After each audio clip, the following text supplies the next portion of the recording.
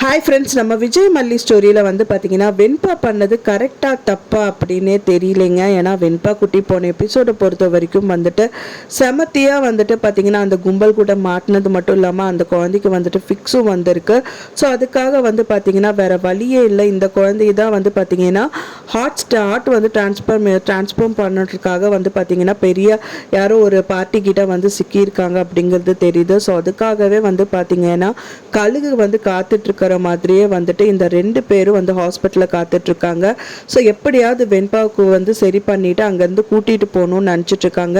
நல்ல வேலையாக வந்து பார்த்திங்கன்னா அவங்கள டேக் கேர் பண்ணுற நர்ஸு வந்து பார்த்திங்கன்னா இவங்க மேலே நிறைய டவுட்டு வருது. இந்த குழந்தைய நான் எங்கேயோ பார்த்துருக்கேன் அப்படிங்கிற ஒரு டவுட்டு மட்டும் அவங்க மைண்டில் இருந்துகிட்டே இருக்குது.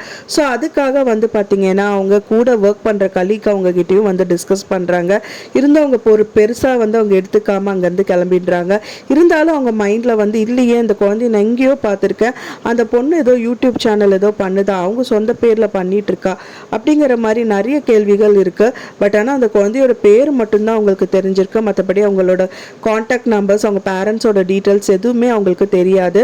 ஸோ இந்த மாதிரி போயிட்டுருக்க இந்த கதை களத்தில் ஒரு பெரிய ட்விஸ்ட் கொடுக்குற மாதிரி வந்து பார்த்தீங்கன்னா நம்ம வெண்பாக்கு திடீர்னு வந்து பார்த்தீங்க அப்படின்னா சுயநலம் வந்துடுது. அந்த குழந்தை வந்து பார்த்தீங்கன்னா இதுதான் நல்ல சான்ஸை விட்டால் தப்பிக்க முடியாதுன்னு சொல்லிட்டு ஹாஸ்பிட்டல்லேருந்து கிளம்பி போகிறாங்க. ஸோ கிளம்பி போகும்போது பின்னாடி திரும்பி பார்த்துட்டு போயிட்டுருக்காங்க.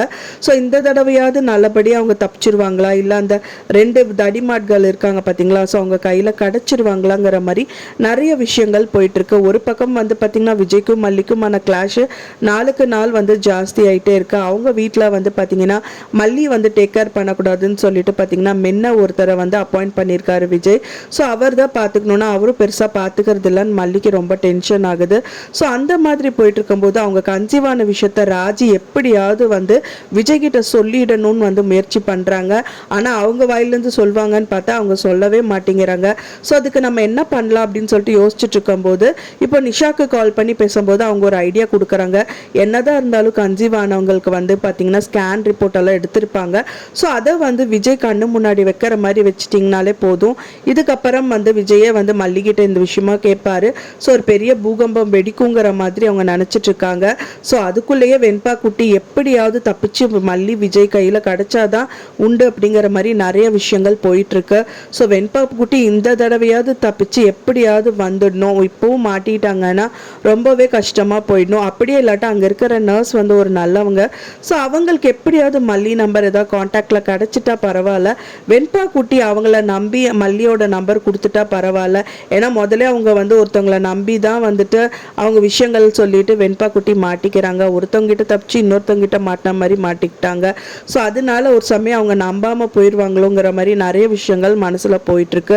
கூடிய விரைவிலே வந்து மல்லி கையில் விஜய் மல்லி கையில் வெண்பா குட்டி அவங்களாவே ஓடி வந்து நிற்கணும் அப்படிங்கிற மாதிரி தான் எதிர்பார்க்கப்படுது. ஸோ வெயிட் பண்ணி பார்க்கலாம் ஃப்ரெண்ட்ஸ், என்னதான் நடக்க போகுது அப்படின்னு சொல்லிட்டு. நீங்கள் என்ன நினைக்கிறீங்க அப்படின்னு சொல்லிட்டு உங்களோட கருத்துக்களை மறக்காமல் எனக்கு காமெண்ட்டில் ஷேர் பண்ணுங்கள். நான் சொன்ன இந்த தகவல் உங்களுக்கு பிடிச்சிருந்தா ஃப்ரெண்ட்ஸ் மறக்காமல் லைக் பண்ணுங்கள், ஷேர் பண்ணுங்கள், கமெண்ட் பண்ணுங்கள், சப்ஸ்கிரைப் பண்ணுங்கள். மேலும் இன்னொரு மல்லி சீரியல் அப்டேட்டோட நெக்ஸ்ட் மீட் பண்ணுறேன். தேங்க்ஸ் ஃபார் வாட்சிங் மை டியர் ஃப்ரெண்ட்ஸ். நெக்ஸ்ட் வீடியோவில் பார்க்கலாம்.